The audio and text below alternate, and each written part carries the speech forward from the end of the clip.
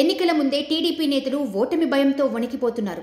రాజకీయంగా వైసీపీని ఎదుర్కోలేమని భావించి రౌడీయిజానికి తెరలేపాయి.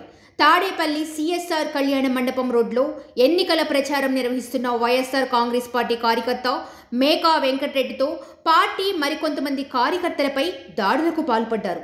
వైఎస్ఆర్ కాంగ్రెస్ పార్టీ నాయకులు కార్యకర్తల చుట్టూ బైక్లతో రౌండ్లు వేస్తూ తెలుగుదేశం కార్యకర్తలు భయభ్రాంతులకు గురిచేశారు.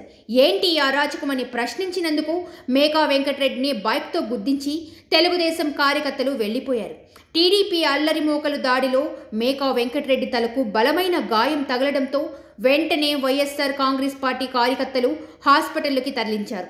మేకా వెంకటరెడ్డి బ్రెయిన్ డెడ్ కావడంతో హాస్పిటల్లో చికిత్స పొందుతూ కన్నుమూశారు.